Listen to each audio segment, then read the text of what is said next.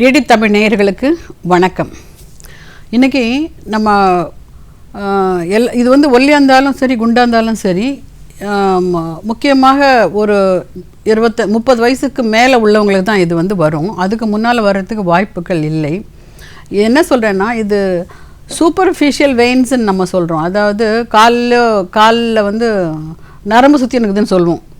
பொதுவாக சொல்கிறது நரம்பு சுற்றின்னு இருக்குது தான். ஆனால் உண்மையில் அது வந்து நரம்பு இல்லை.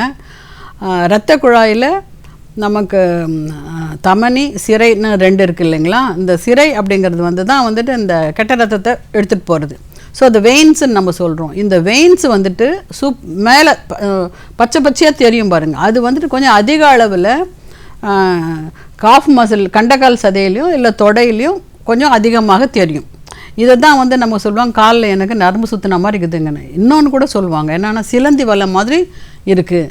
சிலவங்க வந்து நூல் கண்டு சிக்கு மாட்டிக்கிச்சுன்னா இருக்கும் இல்லைங்களா, அந்த மாதிரி அங்கங்கே உருண்டையாக இருக்கும். இது வந்து வெளியில் தெரியக்கூடிய சின்ன மெல்லிய இரத்த குழாய்கள், அதாவது கெட்ட இரத்த குழாய்கள் சுருண்டு இருக்கிறது தான் மொத்தமாக. இப்போ தெரியுதுங்களா ஏன் அது வந்து நரம்பு இல்லை அப்படின்னு சொல்லிட்டோம். ஆனால் நம்ம சொல்கிறது என்னமோ நரம்பு சுற்றின்னு இருக்கிறது. ஆனால் உண்மையாக நடக்கிறது என்னென்னா, அது வந்து இரத்த குழாய் சுற்றின்னு இருக்கிறது தான். சரி, ஓகே. இப்போ ஏன் இந்த மாதிரி சுற்றின்னு இருக்குது? அதனால் என்ன சொல்கிறாங்கன்னா, இப்போ ஆட்டோவில் ஏறி உட்காரும் பொழுது காலை உள்ளே வைப்பாங்க, அப்படின்னு கத்துவாங்க. ஏன்னா அப்படி பிடிச்சிக்கும். ஏன்னா அதை நீங்கள் என்ன இழுத்தாலும் வராது. 1 or 2 செகண்ட்ஸ் கழிச்சு தான் அது ரிலீவ் ஆகும், அது போகும் அப்புறமா.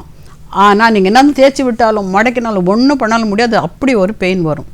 ஸோ ஆனால் இது ரெண்டுத்துக்கு வித்தியாசம் இருக்குது. நமக்கு என்னென்னா, இது சூப்பர்ஃபிஷியல் வெயின், மேலோட்டமாக தெரியக்கூடிய வெயினை பற்றி தான் இன்றைக்கி நம்ம பேசுகிறோம்.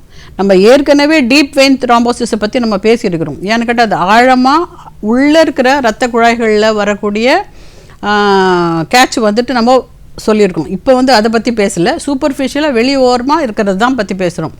ஸோ இது வெளியில் இருக்கிறது ஏன் வருதுன்னா, நிறைய வந்து நம்ம ஓவர் வெயிட், அது தெரிஞ்ச விஷயந்தான்.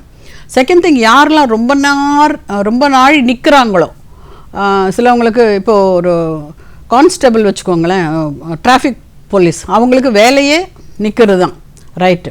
ஹோட்டலில் வந்து சப்ளைன்னு வச்சுக்கோங்களேன், அவருக்கும் நடந்துக்கிட்டே தான் இருக்கணும். இந்த மாதிரி யாருக்கு இப்போ துணி கடையில் வேலை செய்கிறவங்க, அவங்களும் நின்றுக்கிட்டே தான் இருக்கணும். ஸோ இந்த மாதிரி யாருக்கு ரொம்ப நேரமாக நிற்கக்கூடிய ஒரு தொழிலில் அவங்க ஈடுபட்டிருக்காங்களோ அவங்களுக்கெல்லாம் இந்த மாதிரி ப்ராப்ளம் வர்றதுக்கு வாய்ப்புகள் இருக்குது. சரி, அப்போ அவங்க என்ன தான் செய்யணும்? சிலவங்க ஜெனட்டிக்கலாகவே வருது அப்படின்னு நம்ம சொல்லியிருக்கோம். என்னென்னா, அப்பாவுக்கு இருந்துச்சு அம்மாவுக்கு இருந்துச்சு, வர்றதுக்கு சில வாய்ப்புகளும் உண்டு. ஆனால் இந்த லாங் ஸ்டாண்டிங் நிற்கிறவங்களுக்கு அதனுடைய வெயின் இருக்குது, உள்ளுக்குள்ளே அந்த ரத்த குழாயில் இருக்குல்ல, அதை மேலே தள்ளுறதுக்காக வேல்வ்ஸ் இருக்குது. அந்த வேல்வு வந்துட்டு இப்படி இல்லை, இப்படி நீங்கள் இப்படி மேல் நோக்கி போகணும். அந்த வரும்பொழுது இப்படி தள்ளும்போது இப்படி மூடணும். ஆக்சுவலாக இப்படி மூடாமல் கொஞ்சம் லூஸாக இருந்துச்சுன்னா அது கொஞ்சம் லீக் அவுட் ஆகிட்டு போகிறதுக்கு வாய்ப்புகள் இருக்குது. அதனால தான் இப்பேற்பட்டவங்களுக்கு வீக்கமும் சேர்ந்தே நமக்கு வருது. அப்போ இவங்க என்ன தான் செய்யணும் அப்படின்னா, இவங்களுக்கு டெம்பரரியாக நமக்கு அவங்க வேலையை வந்து நம்ம விட்டுட்டுருப்பா அப்படின்னு நம்ம சொல்ல முடியாது. ஸோ அதனால் வேலை என்னமோ அதுதான். ஸோ அதை முடிச்சுட்டு வீட்டுக்கு வந்த பிறகு காலை உட்காந்து அவங்க ரைஸ் பண்ணி வைக்கணும், கொஞ்சம் உயரமாக வைக்கணும். படுத்து தூங்கும்போதும் கொஞ்சம் ரைஸ் பண்ணி வைக்கலாம். இல்லை வீட்டுக்கு வந்ததும் கொஞ்சம் வெந்நீரை எடுத்து காலில் ஊற்றி கொஞ்ச நேரம் மசாஜ் பண்ணலாம்.